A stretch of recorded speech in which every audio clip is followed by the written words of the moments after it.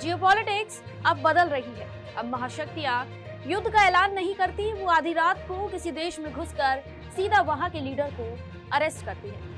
ऐसा ही कुछ आज वेनेजुएला में हो रहा है।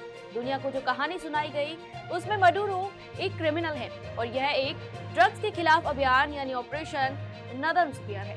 पर क्या ऐसा सच में है? दुनिया कह रही है ये वेनेजुएला के तेल पर अधिकार जमाने का एक तरीका है। यूएस के सपोर्टर्स कह रहे हैं कि अमेरिका ने जो किया वो अच्छा किया, पर अमेरिका की इसके पीछे मंशा ना तो तेल है और ना ही ड्रग्स। इसके पीछे कुछ और कारण है जिसके बारे में आज के इस एपिसोड में हम बात करने वाले हैं।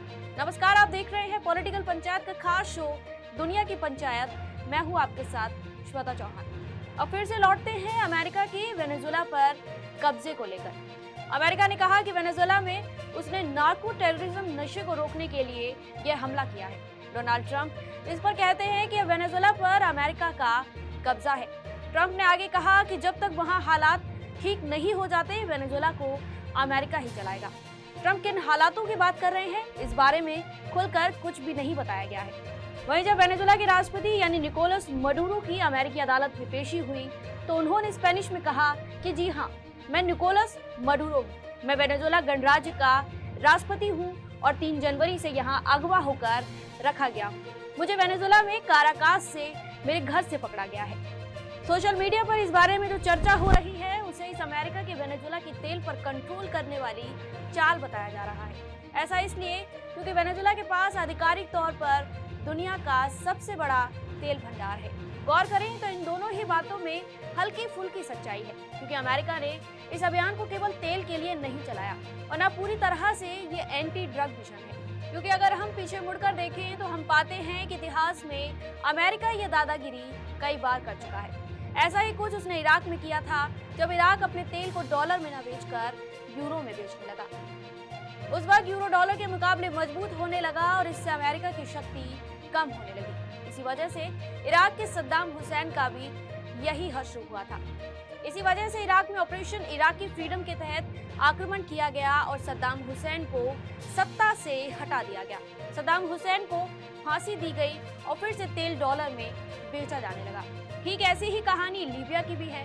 जब लीबिया के गद्दाफी ने डॉलर को चैलेंज किया उस टाइम लीबिया तेल बेचने के मामले में 9वें नंबर पर था। गद्दाफी ने गोल्ड दिनार नाम की अफ्रीकी करेंसी बनाने की पेशकश की। इसके खिलाफ साल 2011 में नाटो ने लीबिया पर बमबारी कर दी। नतीजतन गद्दाफी को मार दिया गया। इसके बाद क्लिंटन ने कैमरे पर हंसते हुए कहा था कि हम आए, हमने देखा, वह मर गया। अब लीबिया में एक गुलामी बाजार है। इस बारे में हिलेरी क्लिंटन के लीक ईमेल से ही पता चला कि यह अमेरिका द्वारा लीबिया में किए गए हमले की मुख्य वजह थी। ईमेल में लिखा था कि यह हमला लीबियाई गोल्ड दिनार पर आधारित पैन अफ्रीकी करेंसी बनाने के लिए किया गया था। और अब यही हाल वेनेजुएला का हुआ, क्योंकि अमेरिका को राष्ट्रपति के तौर पर मडूरो पसंद नहीं था और इसी वजह से साल 2017 में उस पर डॉलर में तेल न बेचने के सैंक्शंस लगाए गए। यह अमेरिका की तरफ से लिया गया सबसे बेस्ट फैसला था, क्योंकि वेनेजुएला का 95% रेवेन्यू तेल से ही आता है।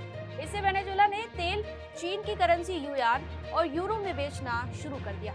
इतना ही नहीं, मडूरो ने चीन के साथ बार्टर सिस्टम के तहत भी कई डील की, यानी मशीन के बदले तेल जैसे समझौते। इन सभी पर अमेरिका की पैनी नजर थी और हाल ही में ये एक्सपेरिमेंट्स सफल हो रहे थे। पर चाइनीज ऑफिशियल के साथ मडूरो की 3 घंटे चली मीटिंग से ट्रंप का माथा ठनका और उन्होंने तुरंत एक्शन का आदेश दे दिया।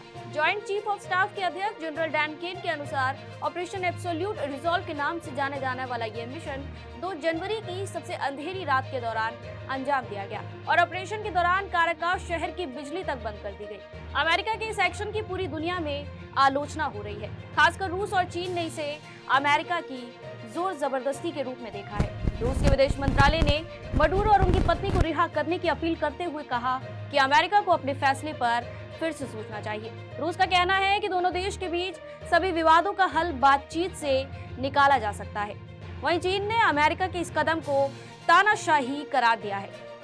चीन का कहना है कि अमेरिका ने अंतर्राष्ट्रीय कानून और संयुक्त राष्ट्र के चार्टर का उल्लंघन किया है। चीन ने आगे कहा कि वेनेजुएला एक संप्रभु देश है जिसके राष्ट्रपति को खुलेआम बंदी बना लिया गया और यह पूरी तरह से गलत है। इसी के साथ क्यूबा, ब्राजील और मैक्सिको ने भी अमेरिका के कदम की कड़ी निंदा की है। पर ऐसे बहुत से देश हैं जो इस एक्शन में अमेरिका के साथ खड़े हैं। इनमें ब्रिटेन, अर्जेंटीना, इक्वाडोर और लातविया जैसे देश शामिल हैं। इसके अलावा इटली और फ्रांस की ओर से इस पर मिली-जुली प्रतिक्रिया आई। वहीं भारतीय विदेश मंत्रालय ने कहा कि भारत वेनेजुएला के लोगों की सुरक्षा और उनकी भलाई के लिए अपने समर्थन की बात कहता है और एक संतुलित विदेश नीति बनाने की कोशिश के बारे में कहता है। अब आगे देखना ये होगा कि रूस और चीन अमेरिका के इस कब्जे पर क्या रवैया अपनाते हैं और अमेरिका बाकी देशों जैसे ग्रीनलैंड पर अपने दावे और ईरान में चल रहे विरोध प्रदर्शनों को लेकर क्या कुछ एक्शन लेता है। आपकी इस मुद्दे पर क्या राय है? क्या अमेरिका का ये एक्शन जायज है? हमें कमेंट सेक्शन में जरूर बताएं। आप देख रहे थे पॉलिटिकल पंचायत का खास शो दुनिया की पंचायत।